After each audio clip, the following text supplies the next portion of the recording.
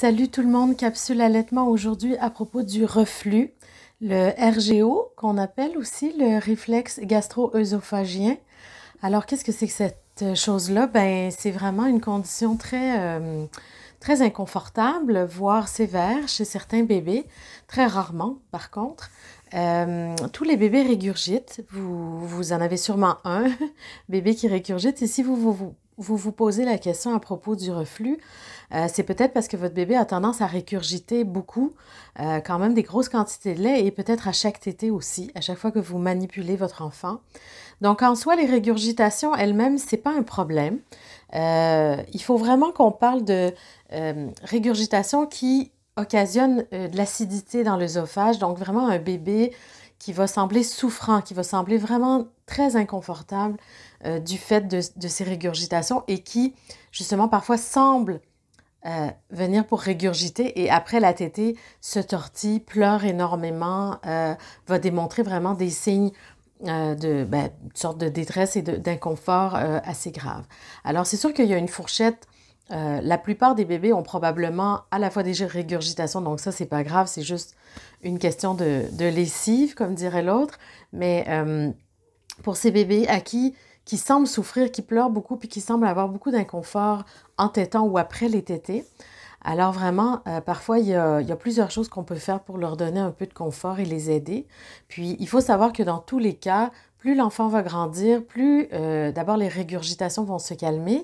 Hein, le diaphragme du bébé va devenir beaucoup moins sensible, moins sauter, moins être élastique quand l'estomac se remplit. Mais aussi, réellement, l'inconfort qui vient parfois avec une sorte d'acidité. Les remontées de l'estomac vont plus autant faire souffrir le bébé au fur et à mesure qu'il va grandir. Donc, c'est relié à sa maturité, à la maturation dans son système digestif et sa capacité finalement à prendre le dessus puis à garder finalement dans son estomac le plus possible la nourriture qui est en train d'être digérée, le lait ou la nourriture plus tard. Donc, en général, entre l'âge, on dit de 7 et 11 mois, dans le deuxième semestre de sa vie, en général, ça va graduellement s'estomper. Et pour des bébés qui ont du reflux vraiment sévère, parfois qu'il faut médicamenter au début de la vie parce que c'est trop envahissant, c'est vraiment un problème, même un problème pour se nourrir chez le bébé. Alors, ces bébés-là, généralement, vont voir une amélioration aussi en grandissant et généralement autour de l'âge d'un an, un an et demi. Quand le bébé, en fait, vraiment grandit, puis commence à avoir aussi des nouvelles aptitudes dans son développement moteur, dans sa capacité digestive. Il mange beaucoup plus de nourriture variée et généralement, ça a un impact sur sa capacité digestive et donc, ça va beaucoup amoindrir l'effet du reflux gastro-œsophagien. Alors, les bébés qui souffrent de reflux, il faut beaucoup les tenir, les porter.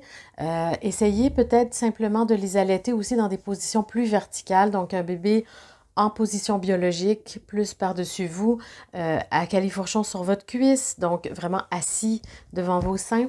Ça, c'est des positions qui peuvent vraiment aider à limiter la remontée acide, surtout quand certains bébés semblent souffrir de ça pendant qu'ils tètent.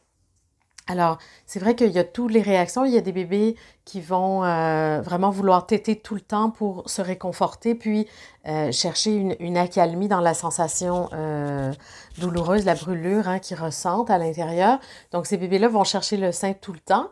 Et il y a d'autres bébés, au contraire, qui vont avoir peur de téter, qui vont même faire des greffes de la tétée, ou pour qui ça va être très difficile, juste la mise au sein, s'accrocher, venir au sein, ils vont être agités, ils vont finalement être dans l'appréhension de cette sensation qui est comme peut-être toujours en continu si justement... Mais il faut savoir que chez certains bébés, le fait d'avoir l'estomac très vide va créer beaucoup plus d'acidité dans l'estomac et donc les remontées à l'œsophage vont être encore plus fortes ou sensationnelles, disons, ça va brûler. Alors, vous voyez que c'est pas simple.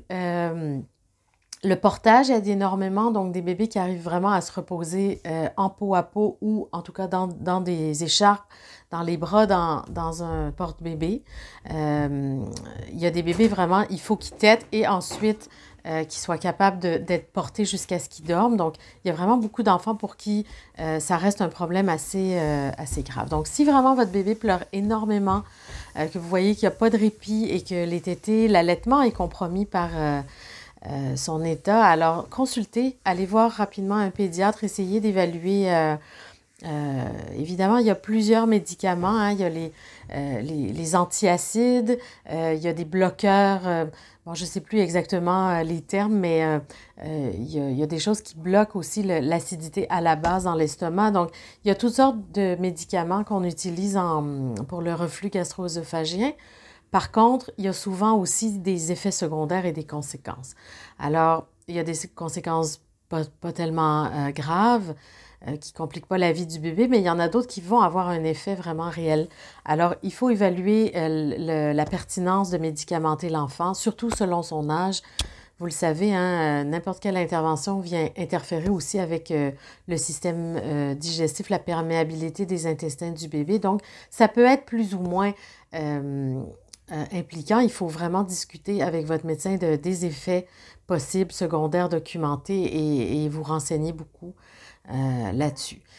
Voilà, sinon, bien sûr, un peu d'ostéopathie, de la chiropratie, des massages, tous les soins finalement qui vont permettre de donner du confort au bébé, vont probablement améliorer ses capacités digestives, sa maturation et lui permettre parfois de prendre le dessus un peu sur cette chose-là.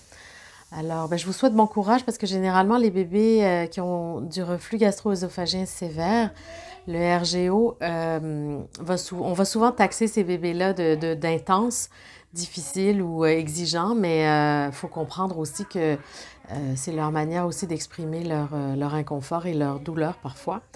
Alors voilà, soyez attentifs et essayez de voir un peu c'est sûr que la manifestation, le symptôme numéro 1, c'est vraiment un bébé qui pleure énormément, très agité, qui a un impact sur son sommeil aussi, qui est réel, là, des bébés qui dorment peu ou pas.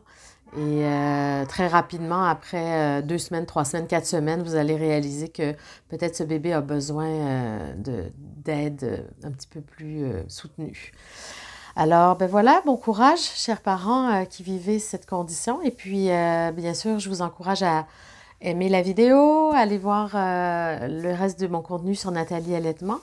Et puis, nathalieallaitement.com sur mon site web, bien sûr, pour les cours en ligne, pour du matériel vraiment destiné aux futurs parents, aux jeunes parents à propos d'allaitement. À bientôt pour une autre capsule.